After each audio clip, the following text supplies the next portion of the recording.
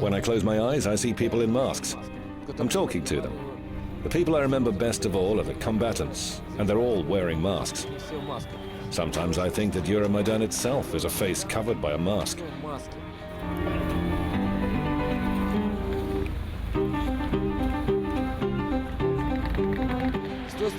There are people in masks on both sides of the barricades. And you know, sometimes it feels as if all of Ukraine is now masked.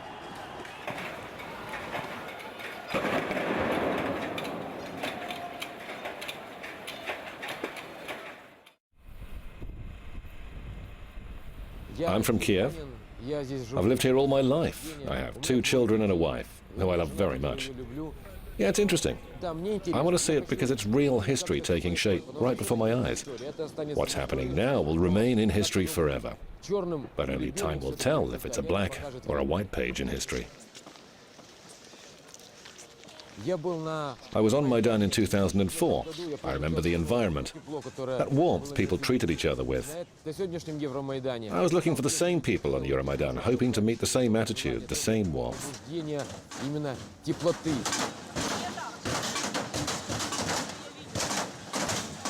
But for some reason, it turned out that people are getting ready to fight. What can you achieve on Maidan if opposition leaders aren't popular and there's no real alternative to Yanukovych? It's good that the people have shown the next government that it can be overthrown by another armed Maidan if it fails to follow the will of the people.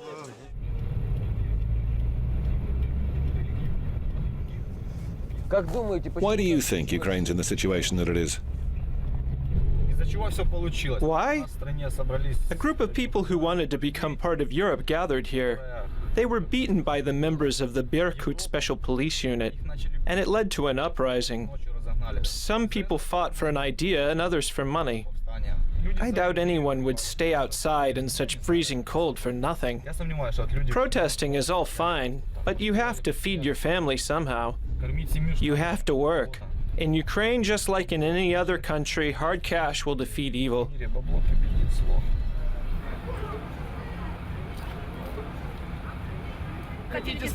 Do you mean Maidan is not being financed? Not financed by any organization?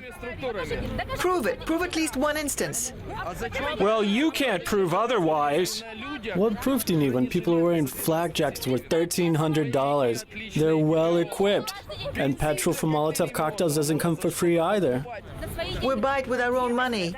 I come to Maidan every day. I leave my child with my husband and come here. People who haven't been to work for 3 months buy petrol for Molotov cocktails with their own money? God, how much do they have saved up? I got my hands on some shots of a Lufthansa airplane delivering diplomatic mail for the U.S. Embassy in Ukraine. They show us a car with U.S. diplomatic license plates and heavy-built guys getting out of it. But there wasn't just an embassy car. There was also an armored truck for transporting cash. Part of the documents is loaded into the embassy car, and huge bags go into the armored truck. If there's money in these trucks, what does the U.S. Embassy need it for? Victoria Nuland said that the USA had spent $5 billion on democracy in Ukraine. But we don't know what this money was spent on. On organizing the Orange Revolution? On setting up this revolution? On concocting Molotov cocktails? Or on some anti-AIDS programs? Maidan needs money. It's a huge enterprise where you have to pay for food, heating, propaganda materials, and so on. Look at the combatants' equipment. They all have bats. They're all wearing uniforms. Maidan's members are constantly changing. You'll see different people on different days. On weekends, there are plenty of city dwellers, and then Maidan looks more crowded, more sensible and friendlier. But on weekdays, there are Maidan protesters for hire from Galiciana and even straight-up homeless tramps.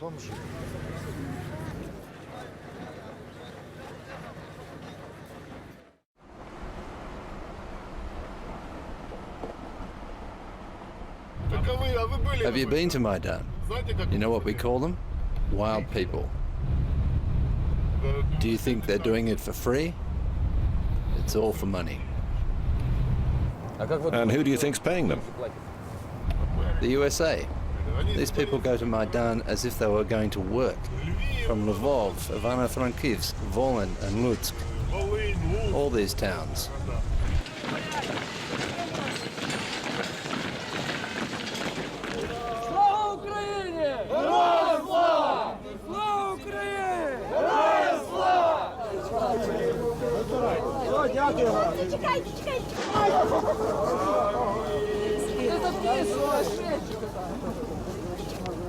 Glory to Ukraine. Guys, how long have you been on Maidan? This is our fourth day. Where are you from? Yerimcha. Do you support Maidan? Yes. How long do you think the confrontation's going to last? We'll fight till victory. Till victory.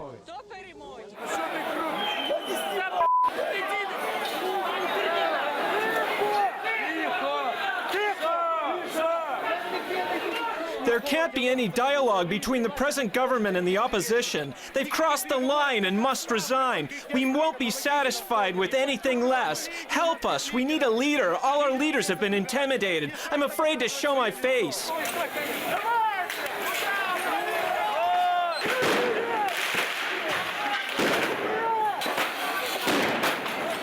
There was one American journalist I saw on TV openly explaining just how exactly Maidan activists should take over buildings and what sort of strategies they should adopt.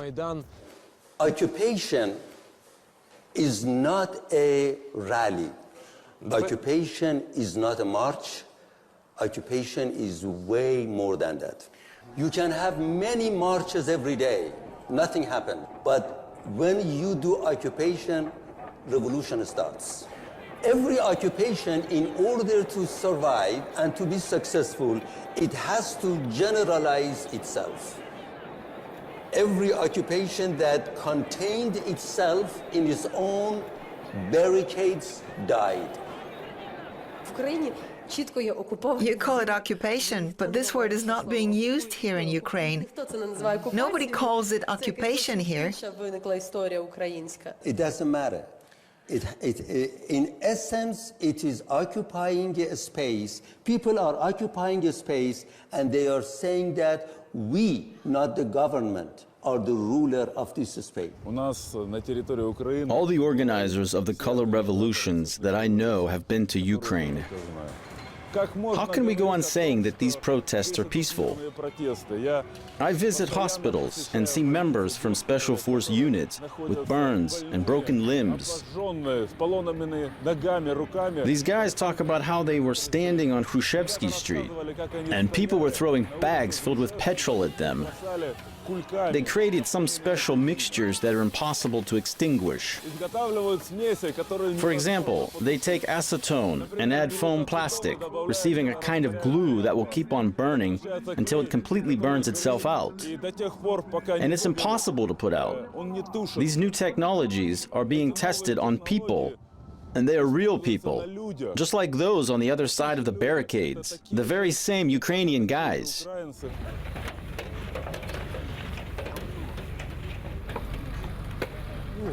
At the present moment, it's a defense line built as protection from European Square, where extremists and radicals have gathered. You can see a banner saying, "Remember, they're waiting for you at home." This is to say, you stay here, but remember when you come back, we'll find you. These are the usual threats we get from the other side. On the houses where members of special forces live, they paint, "You're dead," or "We'll hang you and kill all your family one by one." It's not our people standing there. The first line that's resting in tents now will come out a bit later. They came in the morning and built barricades.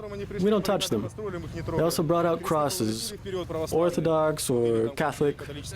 Catholic, right? So they fortified the barricades, and then the first missile from the other side came at us, then the second, and then firebombs. And the war went on until the morning.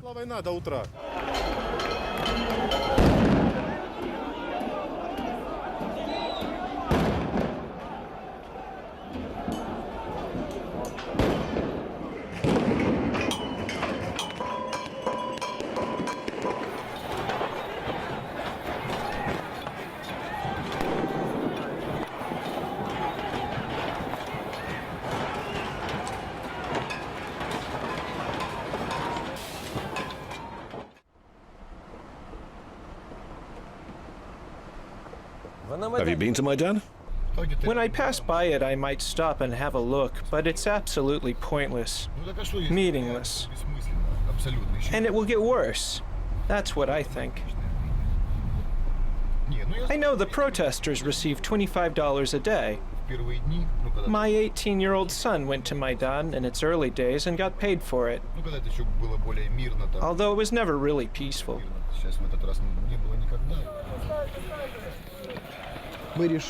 We, the priests, have agreed amongst ourselves that we'll do everything we're told for the sake of peace. If they tell us to lie down, we'll lie down. To jump, we'll jump. To stand, we'll stand. Just so that we have peace. What's terrifying is that people are longing for war, not for peace. They have a sick need for war. It's not healthy. There were a lot of people on and around the barricades, a lot. But there weren't many among them who actually fought. As people say now, they were the so-called ultras, or those who belonged to the right sector group. Moreover, the cruelty I've seen is characteristic of only very young people. It's expressed here in all its forms. But the chants and harsh commands were coming from only a few people.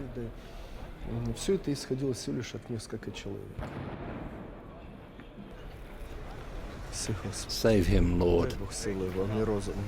Give him strength and wisdom. Stand up. Carry your burden.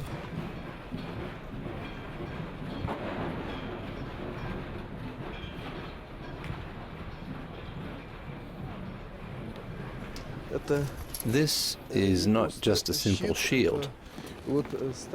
It's placed on top of the barricade. An explosive is inserted here and launched in the direction of the Berkut unit. This way, no one knows who launched it, and no missile can come back. From there, they single out activists and shoot at them with rubber bullets. When we stood on the neutral ground, I approached the Berkut unit and said, "Guys, don't think we're abandoning you.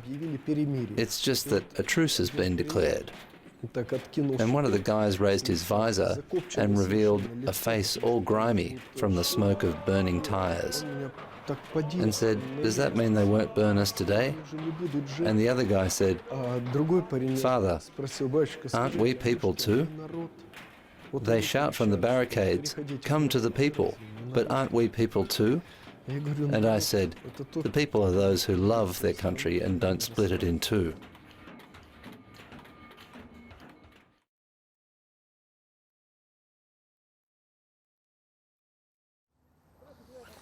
Hello?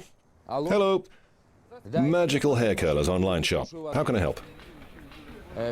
People think Euromaidan has brought everything of importance in Ukraine to a standstill. I have a small business selling hair curlers, and even when I'm at Maidan, I'm still taking new orders. I don't think events here have really affected business that much. Hi, glory to heroes, hello. Do you support Maidan? Why else would we have come? Do you support military action too? Whose? The Berkut unit? No, not Berkut. We don't support the Berkut unit. We don't support them at all. And tell me, please, do you agree that the Ukrainian people should decide their own fate for themselves? Of course I agree. With no intermediaries from Europe or the USA, right? Yes, or Russia. We're not talking about Russia now. They're not interfering. No, it's you who's not talking about it. You shouldn't say that. Why? Have you ever seen a Russian diplomat or foreign minister handing out cookies to Berkut officers or anyone here on Maidan or anywhere else in the center of Kiev? You know, only the civilized countries Do you agree with the referendum? send their ambassadors. Only the European countries. But it's interference. And so what? We're barbarians. Barbarians? Why? You say it's civilized countries sending their ambassadors, and what about us, No. Ukrainian citizens? No, I'm not a barbarian. They're civilized countries. And what about us? What country are we? We're also a civilized country, and we'll also send our... Where? Where do we send them? Oh, you know, there's a hilarious joke about this. So a U.S. State Department representative, an EU ambassador, and the ambassadors of 15 European countries gathered together on Maidan to sign a treaty declaring there's to be no interference in Ukraine's domestic affairs. From Russia.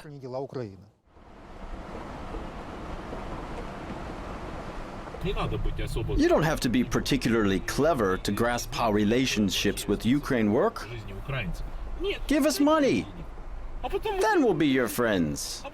Then when we've got the money, suddenly it goes like this. Oh, you know, well, we just can't. We haven't thought about it. The leaders of the Ukrainian opposition are supposedly driving this process. They have no real control. All they do is show off and pretend to be important. However, there is also a third party to it. I mean the militants.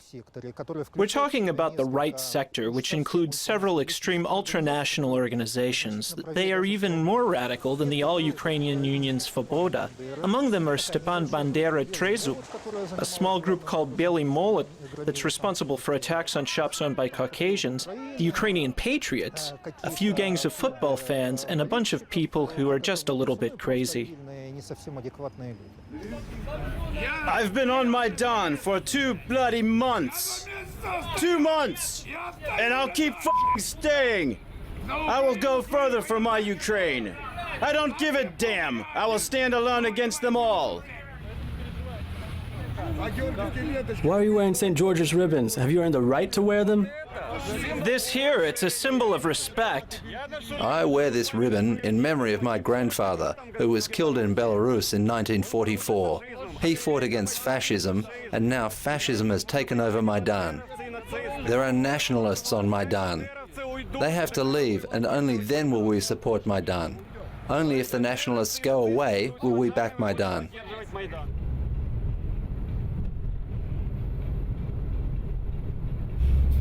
I'm 31. I haven't voted once in my life.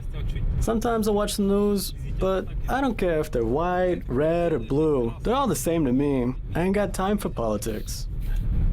I stay away from politics altogether.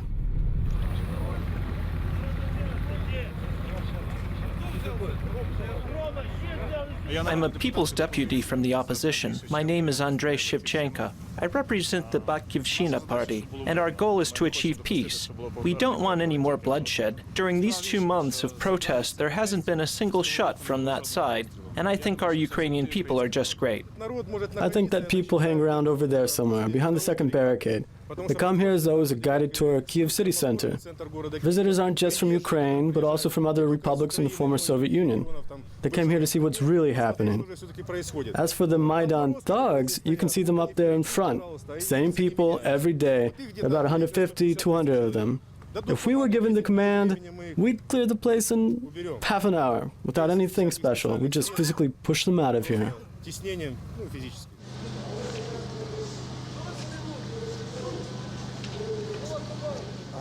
As for people in masks, there are about 300, maybe 500 of them at most on Maidan.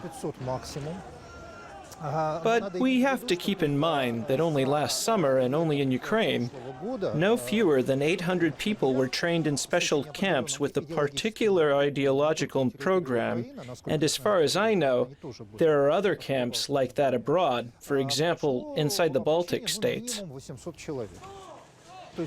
These guys underwent special ideological training in the spirit of radical Ukrainian nationalism. They were also taught urban conflict and police confrontation tactics, hand-to-hand combat, knife fighting, and even shooting.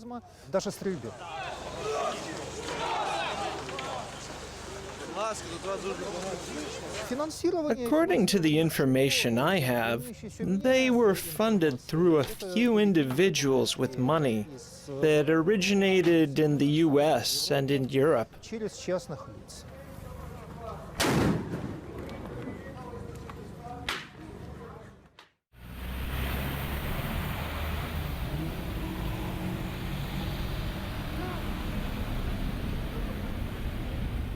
My name is Ivan Pertsenko. I organize support for the guys in the special force units, like Berkut, Bars, and Tiger, for all the guys who are defending peace in our capital.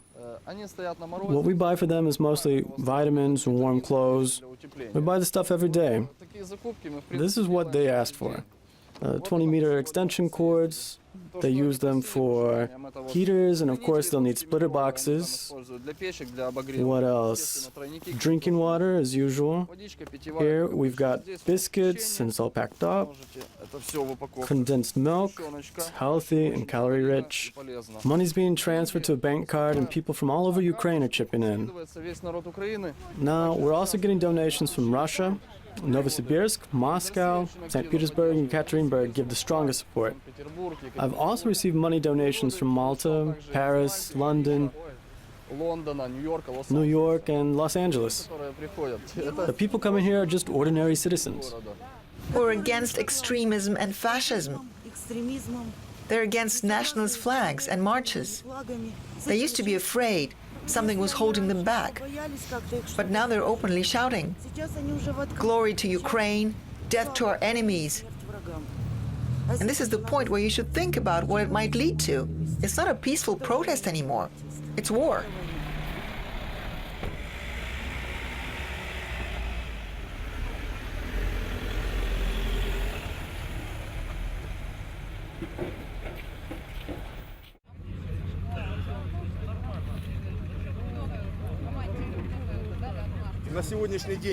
At the moment, we have information that they possess firearms. What they're most likely to have is shotguns, but as you know, you can load those guns with anything you want. Especially bearing in mind that Vitaly Lutsenko, the interior minister, spoke for the opposition and called on everyone to bring any weapons they have to start bloodshed here. They want to seize power and create a new state.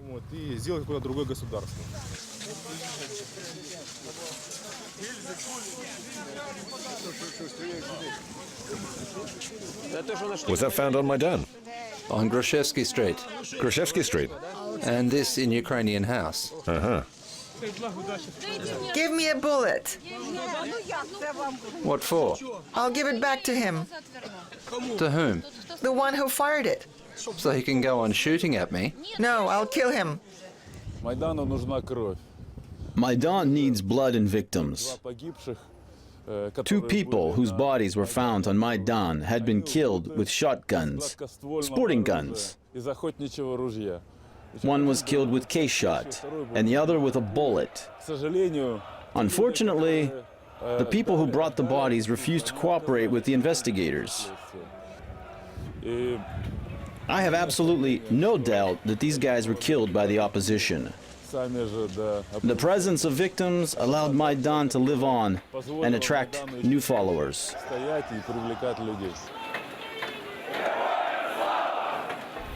We don't have any leaders. There are no political parties here. It's the people of Ukraine who are here. So politicians have no power over us. Only once Yanukovych has resigned will we be able to start the peace process and start to stabilize the situation.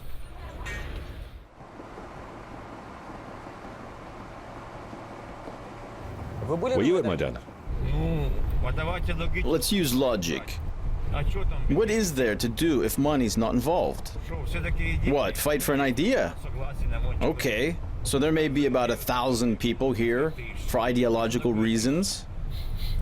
But what's 1,000? Nothing. People were used like a condom and tossed away.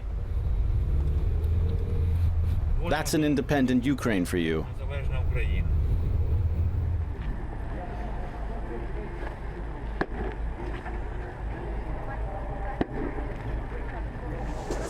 Come here, journalist. How was it today? Were there many people? I poured more than 2,000 cups of tea. More than 2,000 cups of tea.